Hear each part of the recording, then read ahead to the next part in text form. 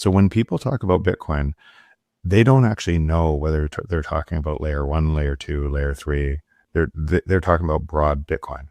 So they're confusing all of those pieces. If Coinbase just, instead of launched all their coins, if they just held Bitcoin, Coinbase would be way more wealthier than MicroStrategy today. It would be a way bigger company. If all they had to do is just hold the Bitcoin or buy Bitcoin and not do anything else, and they would have way more Bitcoin today. So all of their value destruction by launching all these coins destroyed value versus this thing.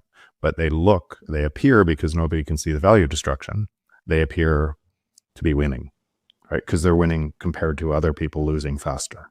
Bitcoin's true power lies beyond price volatility. It's a transformative protocol redefining the global financial system. Much like TCP/IP revolutionized communication in the 1960s, Bitcoin's layered architecture, its blockchain, Layer 1, scaling solutions like the Lightning Network, Layer 2, and emerging innovations, serves as the foundation for a decentralized, trustless future. This modern-day TCP/IP enables value to flow as seamlessly as data, creating a borderless, reimagined financial ecosystem for the world. In a recent interview, visionary Jeff Booth described Bitcoin as a store of value akin to TCP/IP's role in establishing a universal communication standard. This perspective illuminates Bitcoin's potential to underpin a decentralized financial system that redefines how value is stored, measured, and transferred. It's not just a currency. It's the backbone of an emerging economic paradigm capable of repricing and rebalancing the world's fractured financial structures. Amid Bitcoin's current upward rally, this evolution is more evident than ever. As the price surges, it's not just speculation, it's the market beginning to recognize Bitcoin's role as the financial base layer of tomorrow. Like the internet reshaped industries and societies, Bitcoin is poised to transform global markets, creating a world where financial access and sovereignty are no longer luxuries, but universal rights. To grasp this moment is to witness history in the making, an unstoppable shift toward a decentralized, empowered future. Let's watch clips from Jeff Booth's explosive interview to gain more insight. Don't forget to like, subscribe, and enable notifications for additional in-depth content. Thanks for joining us again.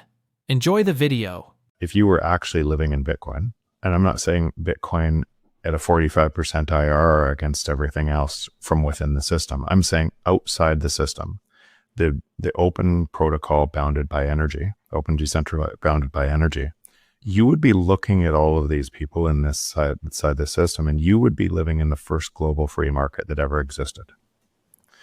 And to you, relative to your belief system on Bitcoin, all prices would be falling forever.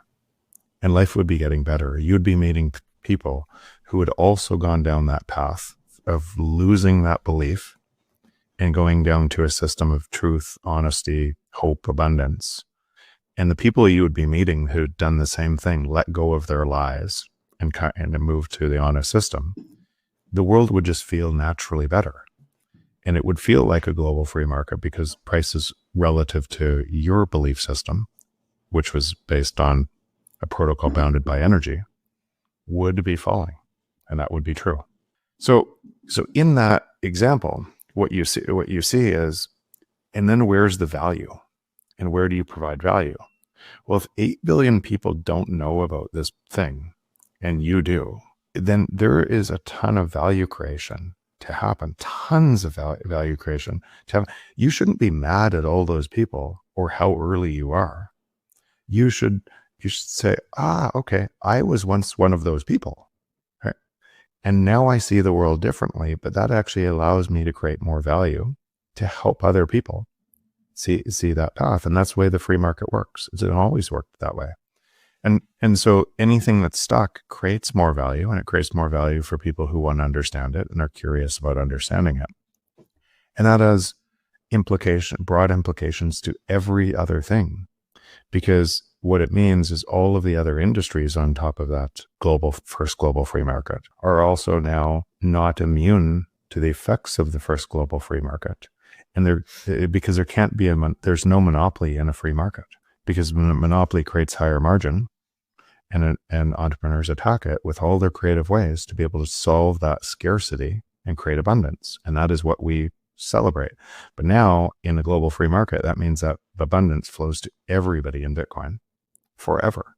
And so I would say most people even measuring Bitcoin right now are measuring from within the system, thinking Bitcoin is going up in price faster than their other assets, but they are still fully inside the other system by doing so. And then there's some people that are and you could argue that my value increase to society is deep diving this topic to make sure that I was right, to be able to in critical thinking and first principles to where was I wrong before? Because I didn't know this 10 years ago.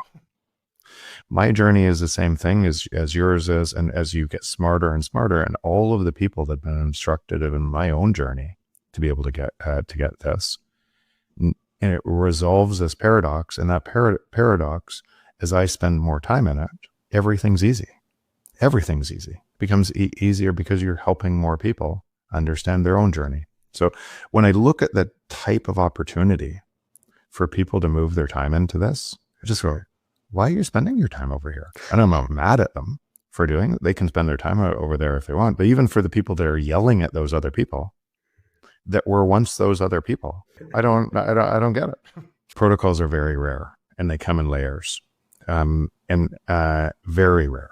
So most people think about, instead of protocol, they think about technology, which is less rare, and then new technology comes out that renders the old technology obsolete, right? So if you thought Bitcoin was a technology rather than a protocol, you would be easily convinced to Ethereum, Solana, every other nonsense coin, right? Because that would make sense to you that there's a faster horse. Right? There's something that somebody else creates a new technology, and the first technology isn't so good, but the next one's going to be better, and you'd be trapped into all that.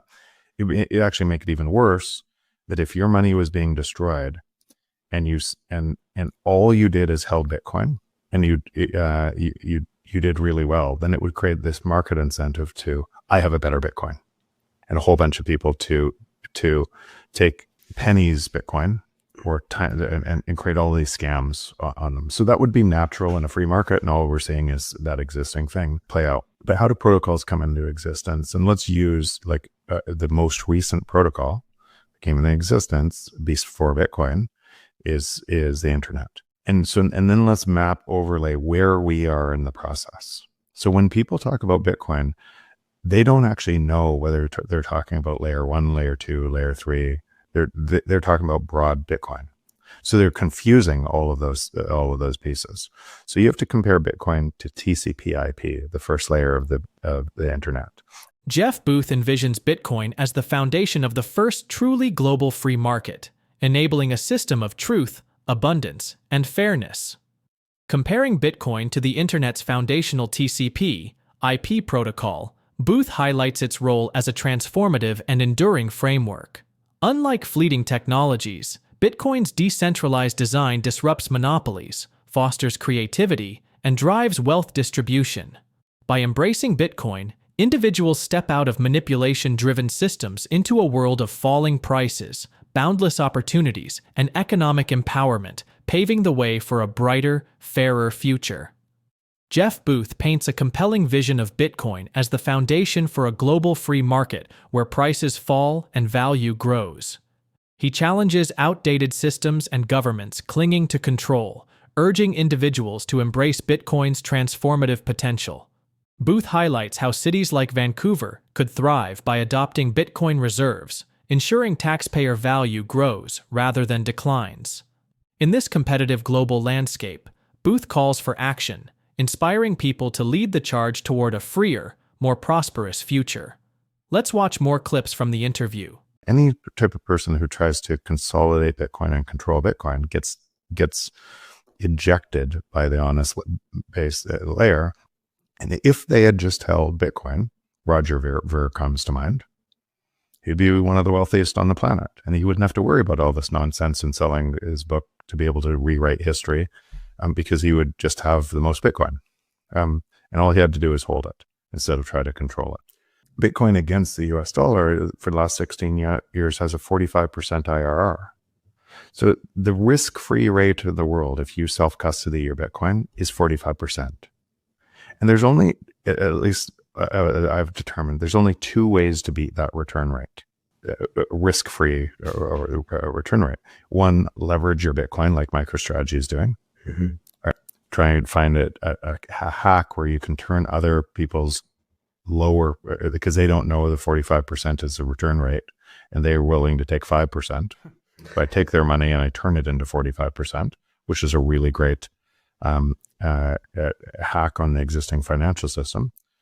Or invest in companies building the next Googles in the next 20 years of all of what's going to happen on top of this, who by producing more value in that market are denominating their balance sheets in Bitcoin. So you're getting venture growth, like you're getting crazy growth rates that are turning profitable in Bitcoin every single month, and you're attracting more Bitcoin. And when I look at this and see what we're able to do, and by essentially investing in the free market that no one knows exists, and having a return rate that people have no idea, like it's so how wild that is, getting to invest in the best entrepreneurs in the world, building on top of Bitcoin and denominating their balance sheets in Bitcoin. I just can't believe I get to do it. I can't believe other people can't see it.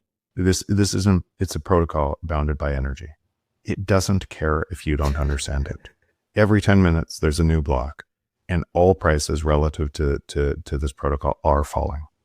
That is objectively true for the last 16 years. And it will be true for the next 16 years. You're either living in the global free market, competing in the global free market, or you're not.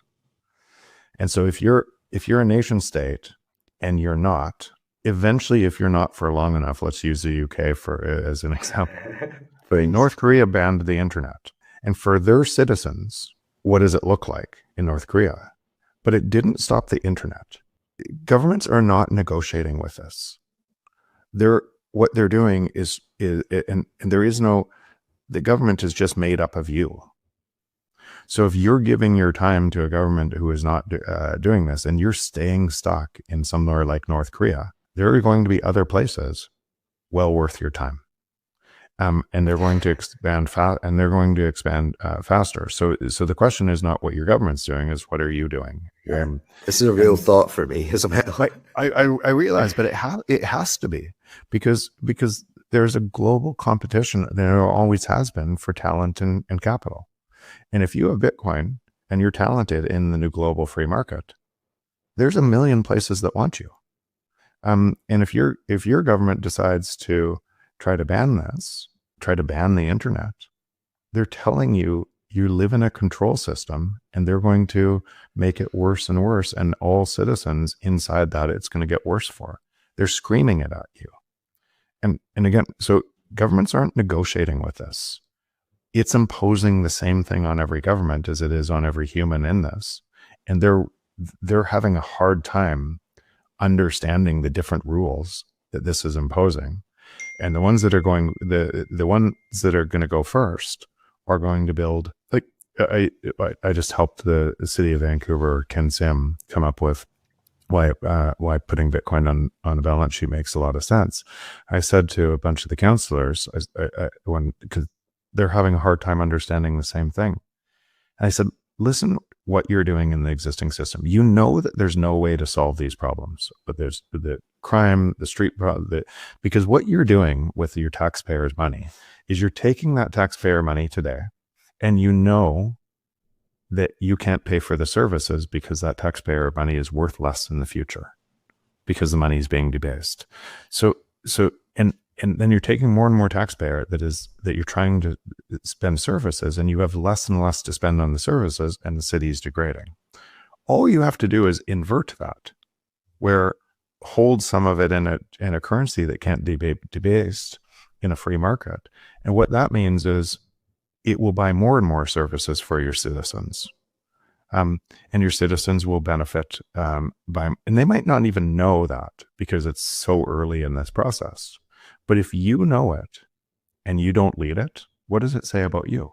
The growing discourse around Bitcoin's adoption at the state and corporate levels aligns with Jeff Booth's vision of a global free market built on transparency and sound money principles.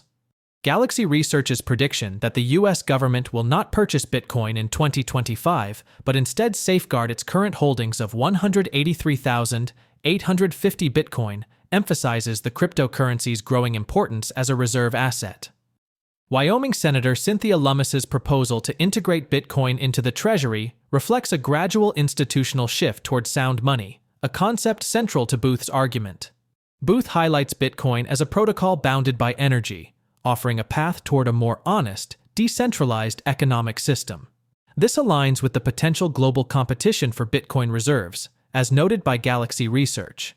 The possibility of 5 nation-states and NASDAQ 100 companies adding Bitcoin to their balance sheets reflects Booth's assertion that Bitcoin's adoption will fundamentally reshape financial markets, prioritizing abundance and value creation. Moreover, the strategic accumulation of Bitcoin by nation-states could catalyze a race for monetary sovereignty. Smaller nations, as Binance's Changpeng Zhao suggests, might adopt Bitcoin first, but their actions could set a precedent for larger economies. Booth's idea of a global free market resonates here. Bitcoin's deflationary nature ensures long-term wealth preservation, contrasting the erosion of value in fiat systems. As Booth emphasized, this is not merely an investment, but a societal shift. The potential adoption of Bitcoin by governments and corporations signals a transformation that aligns with the principles of sound money and economic freedom Booth advocates. As we wrap up, do you believe Bitcoin can create the first truly global free market? Let us know your thoughts in the comments below. Share this video and hit the like button. Thanks for watching, and don't forget to subscribe.